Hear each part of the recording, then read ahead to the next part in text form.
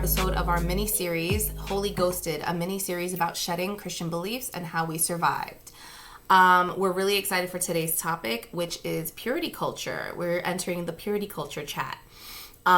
This was a pretty interesting topic that I thought we could definitely dive into. I feel like we can talk a lot about it. It's a pretty broad, like deconstruction is a pretty broad topic overall. But this one specifically, I feel like it hits home in a lot of ways and with a lot of people. So let's just jump right in. All right. So what's purity culture? Let's dive into that. What's the concept of purity culture? All right. So for people who don't know, this is the Google definition. Purity culture is a movement that emphasizes sexual abstinence before marriage, often within a religious context. It can include teachings about modesty, purity rings, and the idea that sexual experiences outside of marriage are inherently wrong. This definitely leads into trauma. It can lead to guilt and shame, difficulty with sexuality, relationship problems, mental health issues. Definitely something that a lot of things that I personally have experienced and like that we can talk about even as a couple that we've experienced together. There also lists things about spiritual abuse. That's definitely something that I as an individual experienced as well. And it's just a lot. It's just such a deep topic. And it's sort of, I feel like it's disguised, like it's got, I guess, good intentions, but it's just inherently, it sucks, to say the least.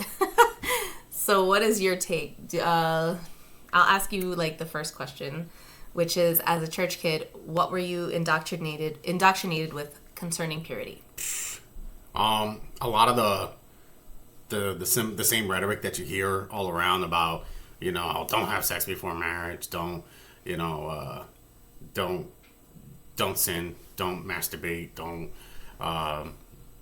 don't look at lewd images, don't have, impure thoughts, which is like really a thing. Like they really wanted to make sure you didn't have perverse thoughts and whatnot. And I remember having a lot of conflict because you can't tell a teenager not to think about stuff sexually when they're in the point of their lives where their hormones are just moving around in different ways, and they're gonna think certain things, they're gonna want to explore certain ideas. And it's just, I remember during that time, that's when the church was like really just hammering down on like, oh, don't think about sex, don't talk. Yeah, okay, you don't think about sex.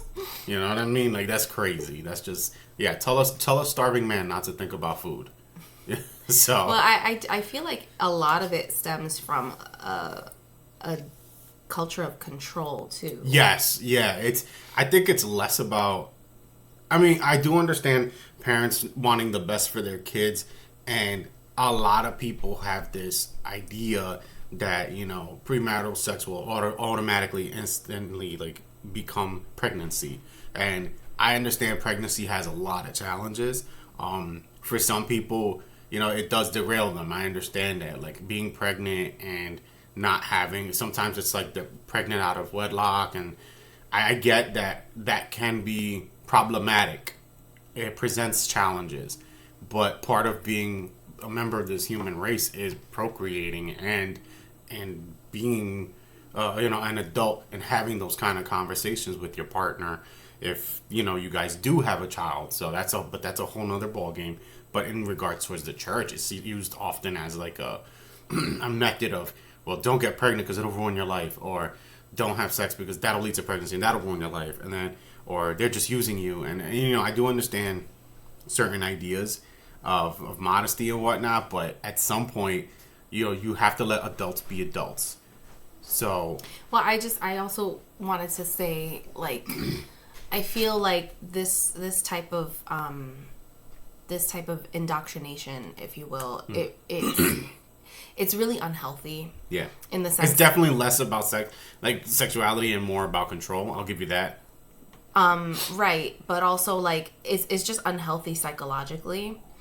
I feel like it's very it stunts you emotionally. Yeah. And it stunts your mentality. And the way you view sex in general. Right. Yeah. Like instead of like teaching kids or, age appropriate things about just like our bodies and how we develop and how, proper, ways of explaining things to kids. Like if they come to you with questions, and you're a parent and your child is coming to you with questions, instead of telling your child immediately like no and making them feel like crap for feeling certain feelings, or even something so simple as like having a crush on a kid at school or whatever, like that's often you're ostracized. made to feel like it's the worst thing in the world.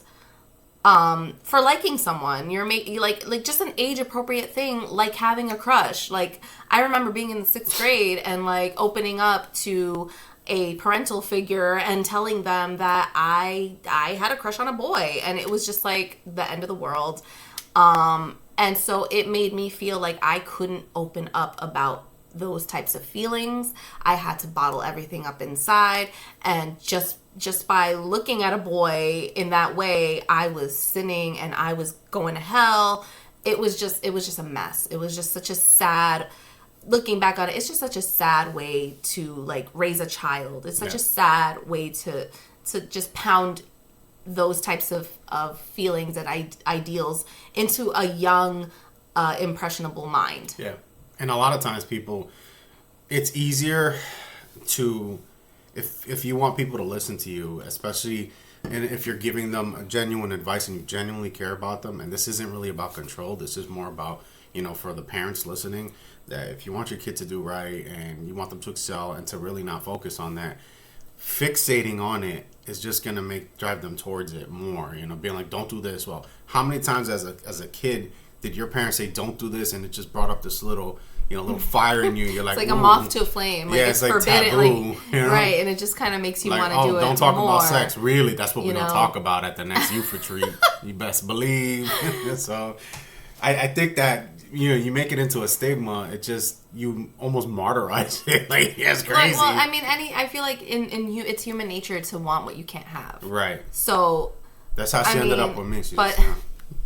But for me personally, I don't even think it was like that for me though, because I was so fearful that like I wasn't even in that type of mentality, like I'm wanting what I can't have. I want to dabble in this because I'm being told not to do it. I think I was just so scared of going to hell. Like that's where like the spiritual abuse comes into play. Like I was so deeply afraid of just the people who were supposed to be guiding me spiritually. Yeah.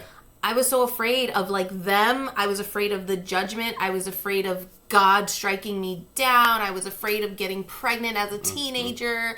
I was riddled with fear. I was such an anxious kid. Yeah. It was horrible. I was so freaking anxious because of all of this spiritual abuse and manipulation, all in the name of purity. So that's just like my personal experience. All right. You want to go on to the next one? Okay, so I guess this next sort of question piggybacks off of this, which is how do you feel looking back on those teachings and that time of your life? So for us, it was more, we're around the same age. We went around the same age. We're both going through similar things. We're not around the same age. We're the same age.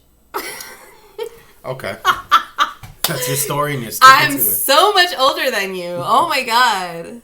9 months, dude. 9 months. Robbing the cradle. Oh, it's we're not even a year apart. But can we answer the question about looking back on those teachings? Proceed in that on how time you of felt life? as a little Christian boy. Oh boy. No, it was tough. It was tough because I remember, it's crazy because the more they were pressing on us about like, hey, don't have sex before marriage. Meanwhile, I was like, they were doing it behind closed doors, with pastors, with other members' wives that are not his own. So much hypocrisy. Yeah, it was crazy. And then on top of that, it's like we would go to these youth retreats, and the first thing people did, it was like they couldn't wait to just explore and stuff. People just run off you're thick putting corners. a bunch of like sexually suppressed teenagers in a cabin in the woods. Yeah, it was crazy. I actually have a funny bear what chase did you story think behind was gonna happen? Yeah, like that. People it's a sexually charged environment. Like, oh yeah, just no adult supervision really, and just a bunch of teenagers in the woods with food and shelter. Yeah, okay. What do you think's gonna happen? So I think at that time I was like, man, this is crazy. So there was what they were telling us, and then the actual experience, and then also trying to operate in just regular day to day, like high school and whatnot, and even like a little bit of college and whatnot. It's just that's not how the real world works, and it's such a letdown. It's such a it's like complete polar opposites. You can't live by this standard in this modern world. It doesn't work that way. And I mean, you can have sexual temperance, that's fine, but there's just, you can't not have any working knowledge about how sex works, because they thought even the education of sexuality was sinful. And it's like, no, it's part of human physiology. You should know that, the penis goes into the vagina. You should know how babies are made. Like, I mean, you know what I'm saying? And that's not sinful. That's just knowledge. It has nothing to do with sexualizing anything. It has everything to do with understanding how your body functions in this world, and when you are intimate. Like, and they stigmatized it, and it's just made it this thing where it's like, no, you can't learn about sex in school. I remember my parents were like, yo, you can't go to sex ed. I'm like, what?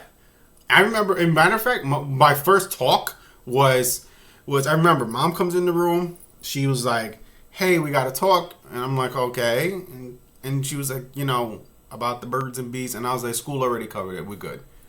And she was like, nice talk. And she dipped. That's it. Like, that was our whole convo. And it's like, that would have been a teachable moment to be like, look, I know you're probably going through some circumstances, some feelings in here, and you feel like you want to do some things and try some things. So if you do, here's some steps that you should think about before you do. And that's an easier and smarter conversation and way of approaching it, other than don't have sex.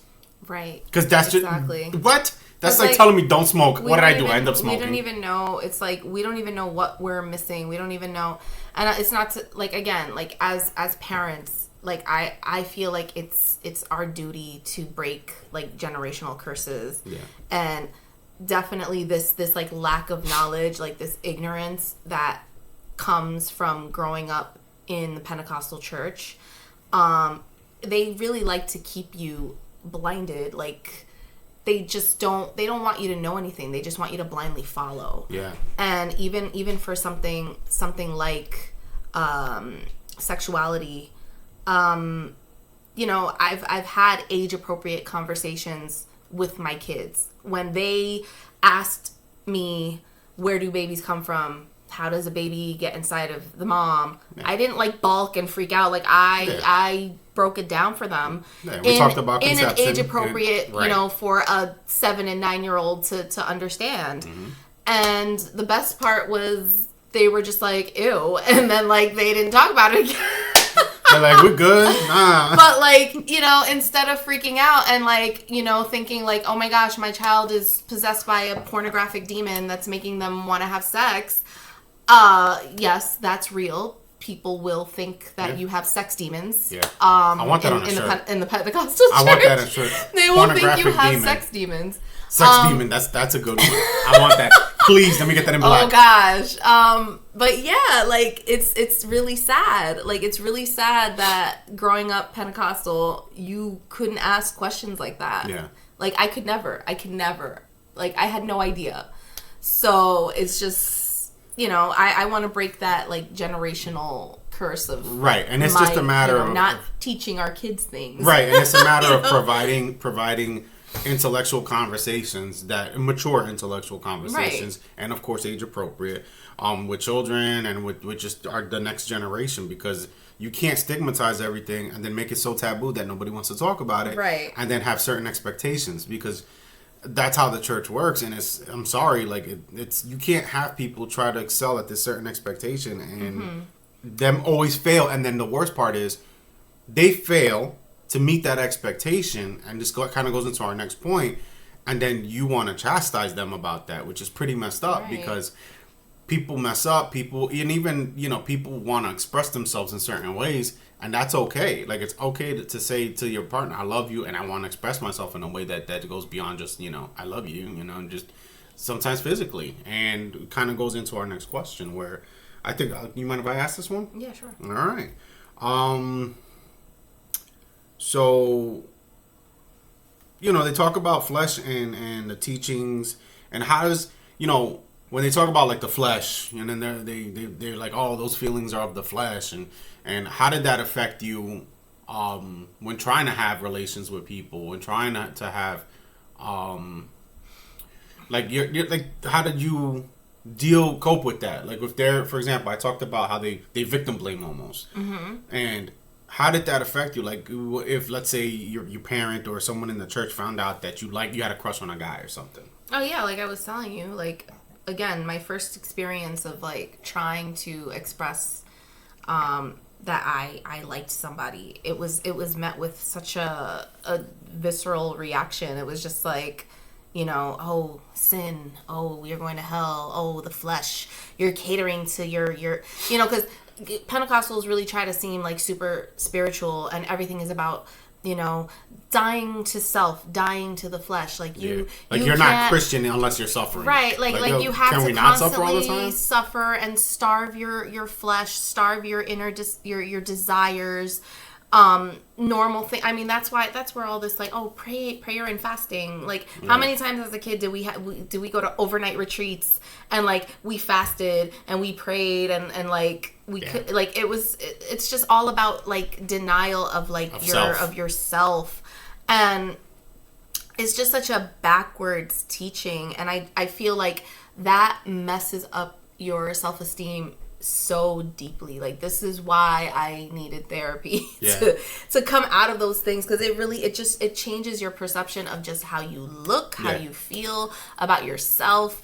Even just like looking in, like, they would tell you, oh my god, like the values that we're taught, like, women couldn't like cover their grays or like shape their eyebrow. Wearing makeup was considered a sin. Like, those are just like, if you want to get into like, the skirts, the uglier you were, the more pure you were. Yo, for real. Like, it'd be like 95 degrees outside, and you have to wear a long skirt to cover yourself. Oh gosh, like trips to the beach, like terrible. You will see, like, you'll know which church group was there because you would see women swimming in a denim jean skirt in the beach. Yeah. Like, it was just like. And look, I'm not knocking it if that's your thing. Look, there's somebody out there that's like, yo, that's hot, that's cool, I'm gonna rock that.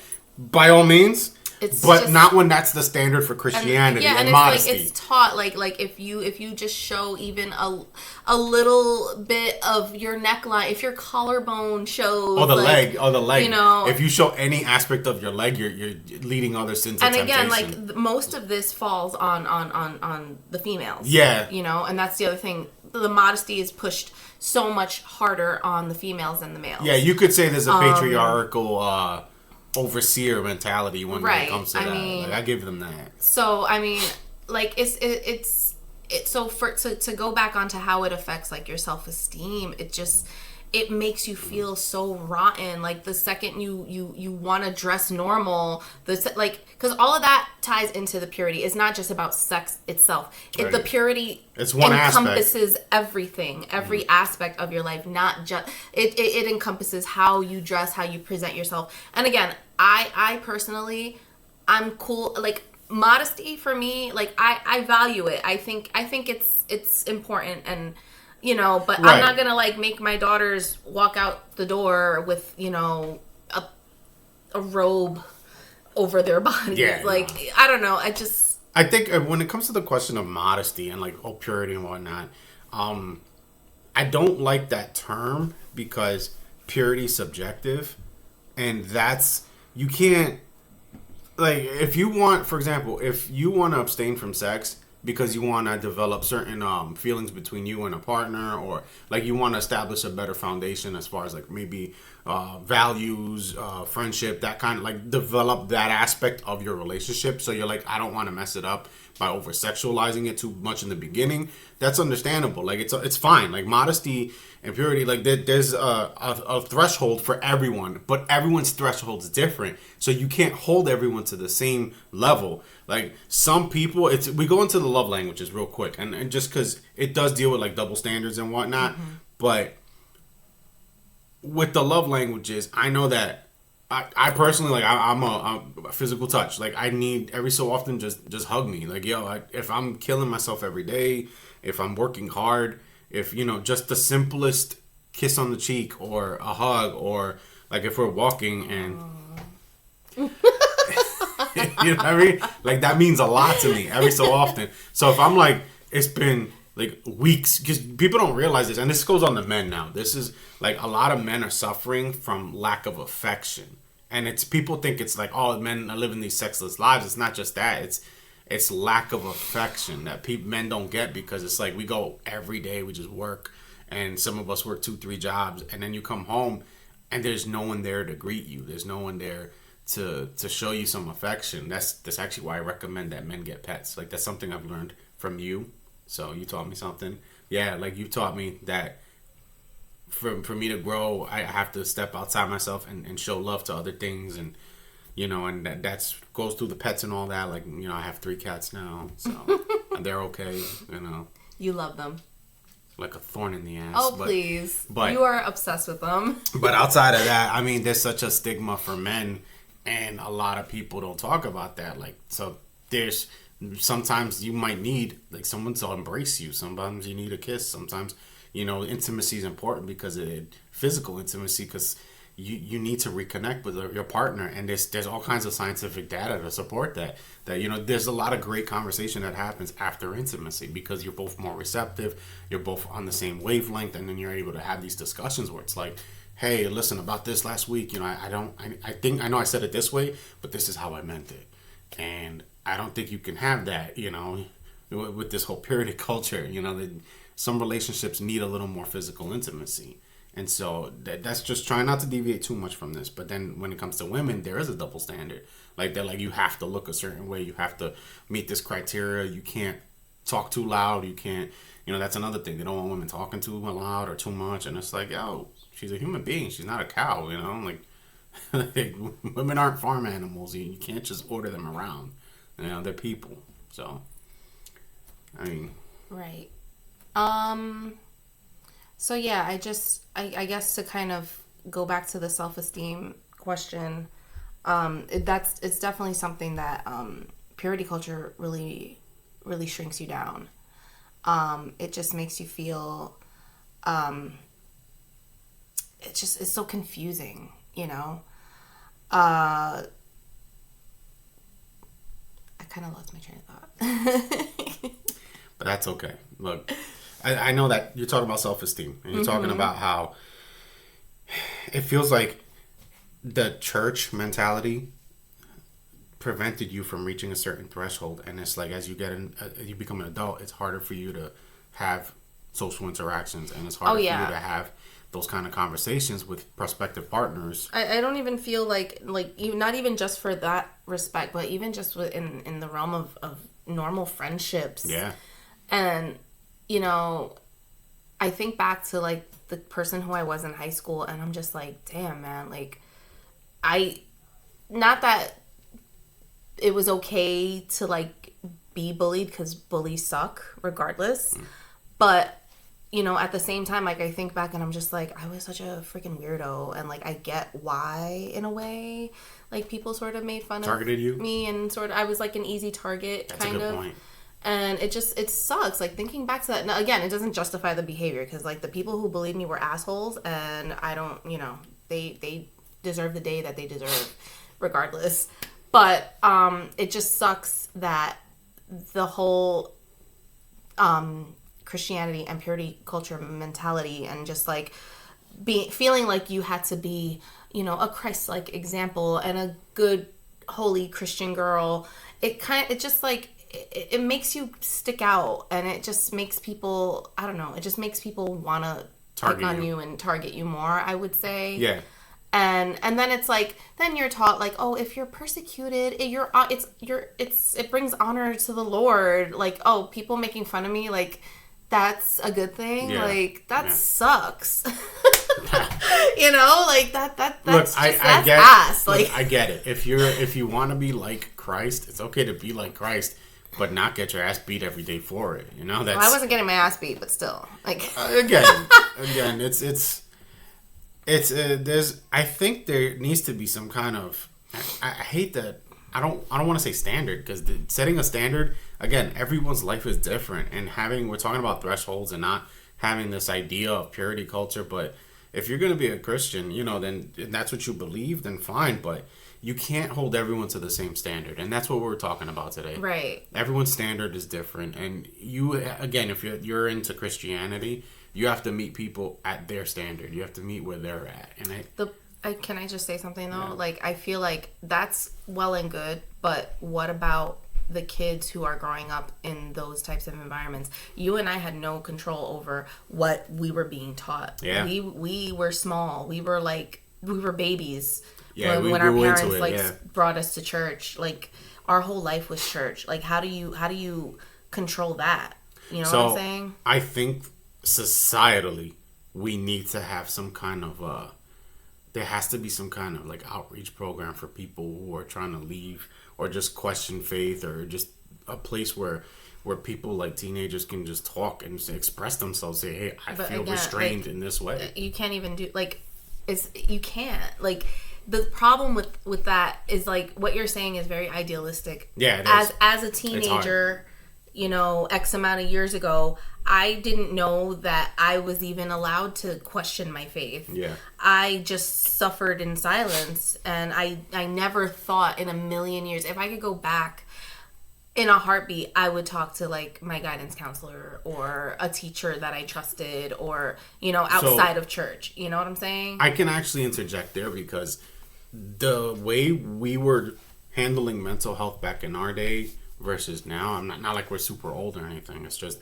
I think as a society, we've developed now to a point where people are watching more and they're seeing these observations. Like, if you were the same kid you were back then, in today's day and age, somebody hopefully would notice that and say, this kid needs something. There's maybe a counselor or a teacher, a mentor, a club, or somebody at the school would have said, hey. Yeah, but nobody really, like, did that. I can't even say that anybody, because it was a different time. Yeah, but I was also good at masking it. Like, I was a great student. I was an honor student. My grades weren't slipping. I wasn't, you know, doing deviant behaviors, or, like, I was such a good Christian girl. Like, I went to school.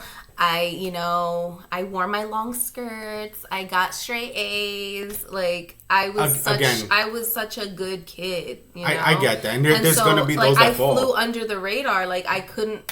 And then I was just so scared. I wanted to speak up, but I never knew that I could. So let me ask you then: would you, if you're in this day and age today, like right now, you're in today's day and age, mm-hmm. but that same kid, with the resources we have now, do you think you would find yourself being able to do that? Maybe. Like, reaching out? I mean, do you think, like, in today's day and age, with the resources that are here nowadays? Like 14, 15-year-old me, today, I don't know. I don't know, because the stranglehold that, like, the church and the indoctrination had on me was so tight. It was so strong. Yeah. And that whole purity indoctrination was so fucking strong. Like, it was my life. It was all I knew. And then, like, I was super fearful of just anything to do with sex or self-expression, or, you know, just anything. Yeah. I had a family member come home pregnant at the age of 15. I saw this when I was about 9 years old. Yeah. So 9 years old, I was already like 7 years deep in the Christian faith. Yeah. Like 9 years old, I already read the Bible front and back, cover to cover, like multiple times. Like I was just in it. I was just in it to win it, and to see from being indoctrinated so heavily. Yeah. And then to see a family member come home as a young teenager, pregnant, it scared the ever living shit out of me. Yeah. And it was just more. It was more pressure and more fear, and just added to me to feel like, oh my God, I can't dress the way I want. I can't wear, form-fitting clothing because I might cause my brother to stumble, or whatever, which is just so creepy to say, like, ew, like. But you know what I'm saying? Like, I might call, the boys at church are gonna look at my ass, and then I'm gonna get pregnant. Like, weird, just like that. And just looking pregnant. But look, like, it's really that serious. Yeah, it is that serious in the churches. To get out of that mentality. So if I had my same upbringing, but it was, fast forwarded for me being like a 14-year-old in 2025, it would probably just be the same. So what you're saying is because of the heavy brainwashing and indoctrination that you would not have seen an outlet, which is kind of sad to say. It would probably still take me about 20 years for my mind to change. So it would take me 20 years. But this is what goes back to what I'm saying. Like, you may call me an idealist for this, but this is where I like when schools have certain outreach mental health programs like they're doing now. They're starting to create, even after school, like the government's been funding stuff like that, because they're starting to take mental health a lot more seriously. And they're like, okay, why are kids shooting themselves? Why are there school shootouts? Why, you look at all the school bullies and school shootings. It's, these kids were traumatized. These kids were having bad stuff happen at home. They were bullied in school. And you're looking at that and you're like, well, maybe if somebody took just a question to a teenager who's going through something, even if you suspect that things are too good in some kid's house, like he's too good in school and like something's a little off, just, hey, you okay, little Timmy? Yo, what's going on, man? How you doing? Just check in with you. Just check in. It helps, because it helps having someone in your corner. It does. And knowing that. I wish I had like a non-church going person who I could have been able to talk to when I was that age. So I'm gonna go into this. I was a bad boy. I'll admit that. Like, I wasn't a good student by all means. I was intelligent enough to pass and get, enough grades to get promoted to the next grade and all that and get my diploma. But, I was like, I can't do this. I can't live to this super Christian example and be like that. So at some point I was like, yo, I'm going to just do what I can and, be good when I can. But I think if I had, because I was going through all that indoctrination and then I had the abuse at home going on, and if somebody, it's crazy because I'd be in parent-teacher conferences and they'd be like, oh, why are you doing so bad in school? Why are you fighting? Why is this? And I'd be like, I don't know, man, I'm just a lazy kid, and I really didn't want to talk to nobody, but nobody really took the time to pull me aside and be like, hey, is everything okay at home? Is everything okay?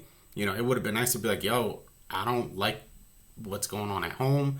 I don't like the church environment. I don't like what's going here. And it would have been nice to have somebody. So I think I would have been one of those kids who wouldn't have slipped through the cracks, who would have been like, yo, can I have another point of view to just, ask questions and be like, yo, I'm not feeling this. What's going on? Like, and maybe that would have changed my trajectory in school, Maybe I would have. In life. In life, yeah. And I'm just saying.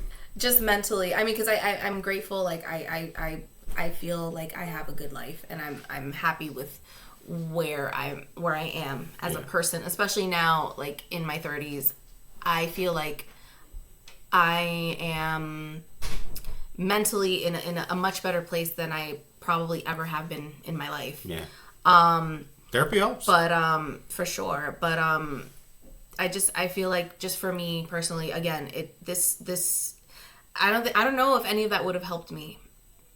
Again, you're dealing with like brainwashing and indoctrination and then feeling fearful if you did approach. So I get that. Yeah, and like feeling like being made to feel like shit. Like if you come forward and question something, to not just question something, but like to maybe admit that you did something. Yeah. Like, oh, I kissed a boy. Yeah. Or whatever. That's true. And then they're just like, well, why did you do that? You're going to hell.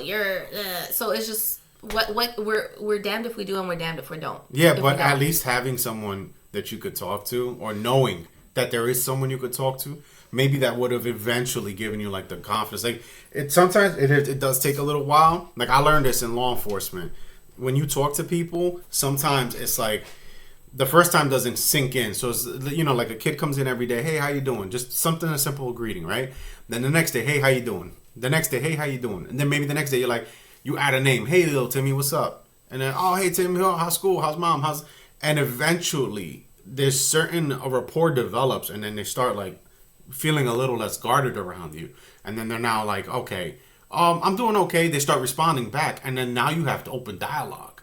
And there's something that happens subconsciously where then eventually, maybe something, the dam breaks. There's a crack in the dam, and maybe it just comes out in little spurts. Like, I didn't have a good day yesterday, but I'm okay. And they'll tell you something like that, something you'll dismiss, you won't even think about until like later on. They're like, something's going on, but if you see something, we'll talk about it. And then eventually maybe they'll come up to you and say, hey, this is what's really been bothering me, and I know you're always asking about it. So, sometimes it just takes, it's like the chisel. You just got to keep chiseling at it. And it takes good people to do that. And I think that I do like this about this modern society, that we're starting to take a look at that. And we're starting to take a look at just where people are development-wise. And we're like, you know what? Maybe they didn't have an easy upbringing. So maybe I need to change my angle about how I approach them. And maybe I just need to... It's hard because everyone's got their demons. Everyone's battling their stuff. But I think you got to try to make an effort. Societally, it's hard. But we have to try to make an effort to help people. And we have to try to, especially, like I said, young adults. And that's a hard group to the kids and young adults. Teenagers. They need to know that there's an out. They need to know there's someone there to help them. And that's why I actually like that program, Covenant House, that they had in the city. Because it was like even though it was more of a religious setting, they did provide like a shelter for runaway teens. And that was cool. I thought that was awesome because despite the religious affiliation, I did like that they didn't care or discriminate against like sexual orientation or just life circumstances. They're like, look, if you need a spot, we'll house you, and then we'll just try to help you out with getting back on school track or getting employment if that's what you want to do. And I think we really need to start looking at children and young adults and teens and saying, okay, how can we as a society help you? Because we focus on everything. Like we want to be Captain Save the World, but how about you just save your backyard first? You know what I'm saying? Right. So. And I feel like there's just so much more that we can continue to say about this topic. It's a lot. And I feel like even now, we're deconstructing out of all of these beliefs, and this is one of the things that had such a profound impact on my own life. Yeah. And it affects everything. It affects marriage. It affects friendships, interpersonal relationships. It affects how you see yourself when you look in the mirror. How do you feel about who you're seeing in the mirror? How you're presenting yourself to the outside world. Yeah. I mean, a lot of things if you're scared to have those conversations because the religion prevents you from doing so. Then how are you ever going to be in a relationship and have that conversation? Because it's going to be like, okay, well, you know what to do and I know what to do. And so you think, and it's like, hey, can we talk for a second and just be like, yo, these are some boundaries that I can't cross or this because I went through this. And then, it's funny. You end up, when you have those conversations about boundaries and all that, you start discovering like, hey, maybe there's some trauma there that I have unresolved that I left at the table. And then you start actually rooting that out. You say, okay, you know what? I need to talk to a professional about that because that's not cool. Like, I know I had a lot of anger issues and stuff.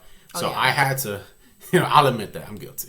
But I think we both. Yeah. We both. But therapy helped a lot. Like, real talk, sure. I'm a huge advocate for therapy. All this purity stuff it makes you try to like bottle up like what you're really feeling. Right. And it's hard because you express. Yeah, and it goes into expression. Yeah. And how are you supposed to have self-esteem when, they want you to be this wholesome adult, but you have to have certain levels of confidence to be an adult. That even ties into like what you guys spoke about with the whole music thing. Oh my God. Yeah. Like it just, it's over everything. It just it encompasses everything. Well, yeah, it has roots in a lot of things. It really does. So having that understanding and saying, okay, I can talk about this in a healthy way. That you can talk about sex. It's healthy to talk about sex. You know, just obviously anything. I'm a fan of moderation, like everything in moderation, and anything can be used like too much. And so when we talk about things, and it's like the church has the stigma about, oh, you can't talk about it at all, and it's like, no, you should talk about it. Healthy relationships discuss these things. Like, hey, what are your views on sex or premarital sex, or you know, what are your views on this type of sex? And again, these are just normal conversations. They're not hypersexualized. They're not. This is just relationships and, you know, social interaction. And people don't talk about that because there's always been such a stigma around the church and having that conversation. But you know what? It's okay to talk about it. And I'm going to say that. I'm going to go on record saying that because, you know, if there's a teen watching this, and they need to be able to talk to their parent and be like, look, I have some questions. And if you can't go there, then there needs to be maybe a guidance counselor at school. Maybe there needs to be a therapist. Maybe, you know, but again, I am grateful that I'm watching this generation realize that and say, we have to start addressing these mental health issues. So it's great. I think that's great. I wish we had these kind of resources when we were younger. I do think we still have a ways to go, though. Oh, yeah, for sure. So I'm just going to wrap this up. And, all right. And I'm going to say, you know, thank you for joining us for this segment on purity in our special segment called Holy Ghosted. And thank you for joining us. We love having you, and keep watching. Stay tuned.